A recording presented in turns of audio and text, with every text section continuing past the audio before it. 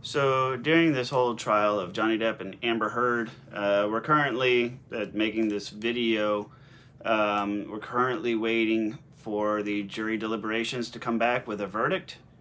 And I was tuning into one of the channels, and they're doing the whole trial recap, and they played this audio clip, and it really stood out to me, and I want to use this audio clip to show you guys and to clearly illustrate the mind of a borderline.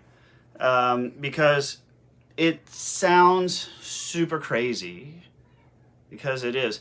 But when you understand what borderline personality disorder is and how it works, I'm going to make it make sense for you from Amber's perspective. And just because I can make it make sense doesn't mean it doesn't automatically mean that I'm supporting her. It doesn't mean that I'm saying she's correct. I'm saying that from her borderline perspective, it makes sense to her, and I'm going to explain that in a sensible way where it can make sense to you so that you can better understand it. So check this out. In Australia, when we had the big fight where I lost the tip of my finger, at least 5 bathrooms and 2 bedrooms I went to avoid talking to me, to avoid working it out. That's to escape the fight. You don't escape the fight. You escape the solution. No. You escape the solution. No. You escape figuring it out. We cannot work it out if you run away to the bathroom every time. You escape the solution. You escape the solution. Right? That really stood out to me, right? Because here's the thing. With borderlines, you hear people say that they have this really deep-rooted, deep-seated, visceral fear of abandonment and rejection. And that doesn't necessarily mean exactly what it sounds like it would mean, because there are other side effects and symptoms and sequelae that emerge from that, right? So you have the core, and then that fear of abandonment and rejection has tentacles that stretch out into their lives, that latch onto and impact and affect everything around it. Kind of like the Kraken in Pirates of the Caribbean. Anyways, you escape the solution. What does that mean? Well, it means that borderlines have very poor, if not completely non-existent emotional regulation. So that means they got big feelings. They love big, they feel big, everything they do is big. You hear people say, I work hard, play hard, that kind of thing, right? Got big feelings, which is fun and great in the beginnings of relationships when everything's like, oh, hunky-dory, the honeymoon phase and the love bombing and all of that stuff. They got big feelings. And when the feelings turn sour, they got big sour feelings too. But there's more to it than just that, right? They lack the ability to regulate their own emotional state internally, right? Which means if they're super happy, it's not because they did something to make them happy, but they'll say things like, you make me happy. I'm so happy when I am with you. There's always like a condition that is tagged on to phrases like that, right? So I just love you just so much. I love it whenever you're out doing this, that, or the other, right? There's always like that conditional statement. Versus when you just love somebody, you just love someone, and whenever they're off being a goofball, you're like, stupid. Come here, stupid, right? So, but with borderlines, they don't have that core central stabilizing whatever emotional processing unit that the rest of us have. So it's very subjective. And so when things go south, several things can crater in on a borderline all at once. First of all is the very structures and fabric of reality breakdown, because there's an immense emotional pain. The whole fight or flight response comes into play, right? The cognitive centers of their brain shut down, and quite literally the structure of reality becomes secondary to the goal of navigating out of the unpleasant emotional state, right? So whenever they're triggered, they're not thinking rationally. They're talking nonsensical stuff. Their behavior is unhinged because they cannot regulate it.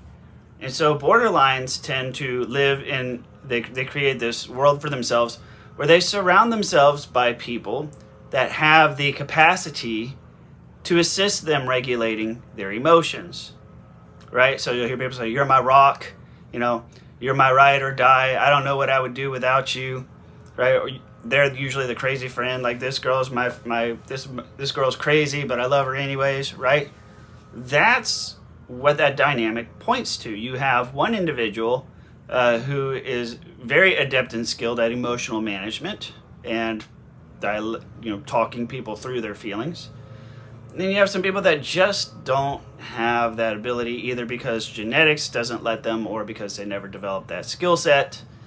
And so the two tend to get paired together because somebody who is overly stable in their emotions just doesn't really have much feelings about much of anything ever. So they kind of need that craziness in their life to kind of get them out of their overly stabilized existence, right? But when you're in such a painful throes of emotion, and the structures of reality break down, what Amber Heard was alluding to was that she was in a world of shit, and she was needing Johnny to be on board to talk things through, to help her navigate out of the world of being in a world of shit emotionally, right? She has to have somebody to talk her out and to talk things through when she is in that kind of state. Because she's borderline, she can't do it herself. She has to have people that she can absolutely rely on to pull her up and out of that emotional place when she's in it, because she cannot control herself when she goes there, right? Hence, you escape the solution, right? What she's actually saying is that he's not providing the solution. You're not helping me out of this pit, and the people in my life must help me out of the pit. I cannot get out of the pit on my own. Now, some of you are probably thinking, well, how come she can't ever own up to any of her faults? Like in all of these arguments, she can't ever just admit that she's wrong. A lot of borderlines are like this. Certainly narcissists are like this. And why can't they? And it's not so much that they're lying, although they can certainly get into a case where they're believing their lies to navigate out of that painful place. Because remember, the first priority is to get out of the emotionally painful place. The structure of reality is secondary. That's where true gaslighting comes from. They have to change the very fabric of reality. They have to change the version of history in their head. They have to try and change the version of reality in everybody else's head to bring congruency to the situation and to successfully navigate their ways out, right? But when you have this deep-seated, visceral fear of abandonment and rejection, and unquestionably a history of being the one to screw relationships up, if your biggest primal fear is abandonment and rejection, and you're in the middle of a huge knockdown, drag-out fight, if you just take responsibility for all of the drama that's happening, what does that do? Well, that tends to go right towards you being abandoned, right? Because that's the story of your life. Every time I have one of these episodes, it's happening again, and it needs to be on somebody else. It needs to be somebody else's fault. It cannot be my fault. It must not be my fault. Absolutely must not. And I must do everything in my power to avoid responsibility for this situation that everybody is in. It needs to be a group failure. Why? Because of that fear of abandonment, because of that fear of rejection, because of that fear that if you are the one who is blamed, then love must be conditional. And as always, that's what leads to people leaving you and abandoning you. And so you're going to actively fight against the abandonment. And that's why she absolutely could not stand when he would try to put distance between himself and her. As much as when you understand these things, when you understand the monster, you can well, you can, I don't want to say pass grace on somebody or excuse them or forgive them or anything, but it's illuminating. See, she has a long history in her life of her negative outbursts having consequences of abandonment and rejection, right? So, and she also so that's one reason why she gets enormously jealous and all the big feelings that she feels. So, the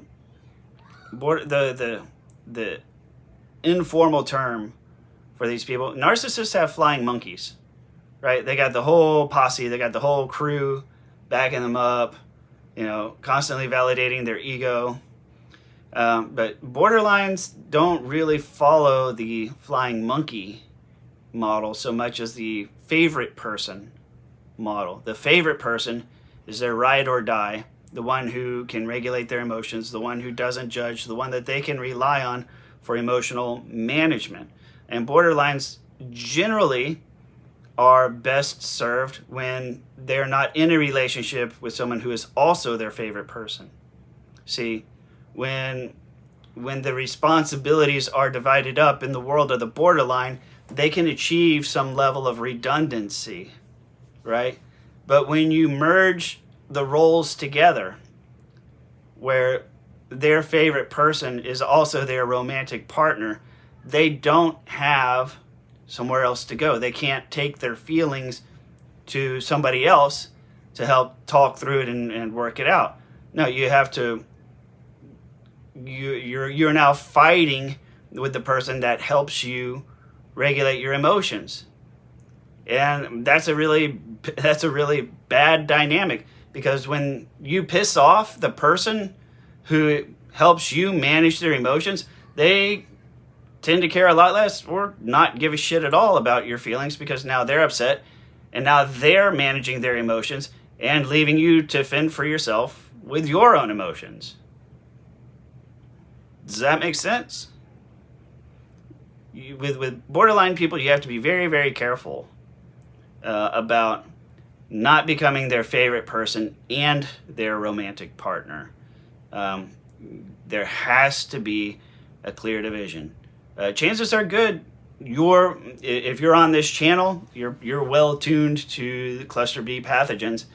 Chances are good you're somebody's favorite person, and chances are good so you have a favorite person too. It's different from a BFF. Although I don't know, maybe some people will informally use the term BFF to mean their favorite person, but whatever. Anyways, so this audio clip just clearly, unequivocally, is probably one of the best examples of the borderline pathogen at play, where she's trying to navigate her emotions.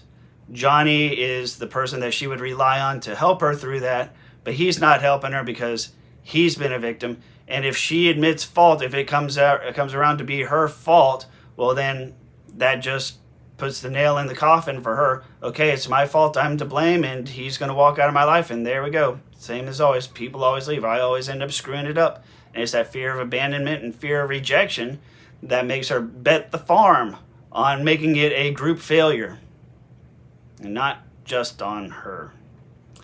Anyways, do please like, comment, or share. I want to hear y'all's thoughts. Who knows, maybe I'm way off on this stuff.